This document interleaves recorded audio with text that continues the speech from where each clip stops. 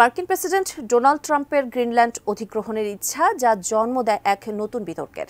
এবার প্রায় ৮০% বরফে ঢাকা গ্রিনল্যান্ডের সুরক্ষায় মনোনিবেশ করল ডেনমার্ক। আর এই বিশাল দ্বীপটিকে সুরক্ষার জন্য ২টি নতুন টহল জাহাজ ও স্লেজ গাড়ি বাড়ানোর পরিকল্পনাও করছে ডেনমার্ক। এ নিয়ে বিস্তারিত ডেস্ক রিপোর্টে।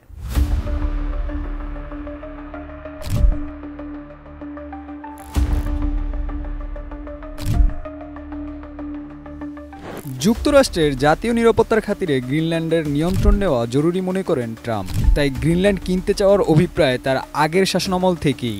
আর এই হুমকির জন্য নড়েচড়ে বসেছে ডেনমার্ক। তাই গ্রিনল্যান্ডের নিরাপত্তার কথা মাথায় রেখে টহল জাহাজ ও স্লেজ গাড়ি বাড়ানোর পদক্ষেপ নিয়েছে ডেনমার্ক, যেখানে ডেনমার্ক এক দশক ধরে গ্রিনল্যান্ডের নিরাপত্তার জন্য নিজেদের প্রতিরক্ষা ব্যয়ের কাটছাট করেছে অনেক।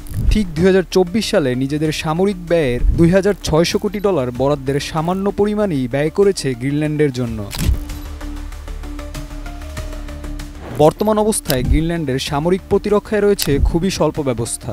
এই বিস্তীর্ণ অঞ্চলটিকে নিরাপত্তা দিতে রয়েছে একটি চ্যালেঞ্জার নজরদারি বিমানসহ ৪টি পুরনো টহল জাহাজ, সাথে রয়েছে কুকুরের ১২টি টহল স্লেজ গাড়ি।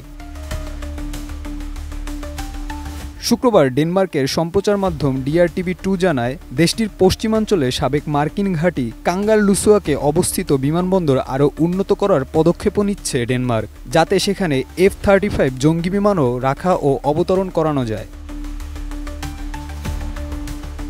বসুন্ধরা টিস্যুতে ছাড়ের ছড়াছড়ি। বসুন্ধরা টিস্যু নিয়ে এলো নিশ্চিত ছাড়। এ নিয়ে ডেনমার্কের প্রতিরক্ষামন্ত্রী স্বীকার করেন, বহু বছর ধরেই গ্রিনল্যান্ডে সামরিক খাতে প্রয়োজনীয় বিনিয়োগের দিকটিতে আমল দেননি তারা, যেখানে আর্কটিক দ্বীপ গ্রিনল্যান্ডে ডেনমার্কের সামরিক উপস্থিতি বাড়াতে আরও অর্থ বরাদ্দ করা উচিত ছিল।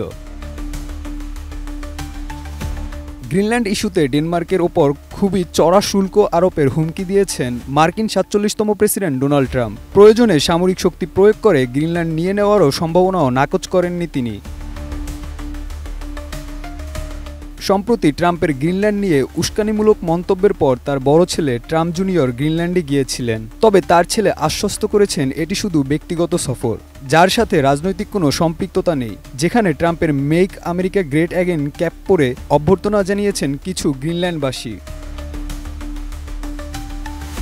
১৯৭৯ সালে গণভোটে গ্রিনল্যান্ড স্বায়ত্তশাসন লাভ করে। মস্কো ও নিউ ইয়র্কের মাঝামাঝি জায়গায় অবস্থান গ্রিনল্যান্ডের। রাশিয়া থেকে যে কোনো সামরিক হামলা মোকাবেলায় উত্তর মেরু ও গ্রিনল্যান্ডের অবস্থান সুবিধাজনক, আর এজন্যই গুরুত্বপূর্ণ এই অঞ্চলটি। Desk report, ATN news.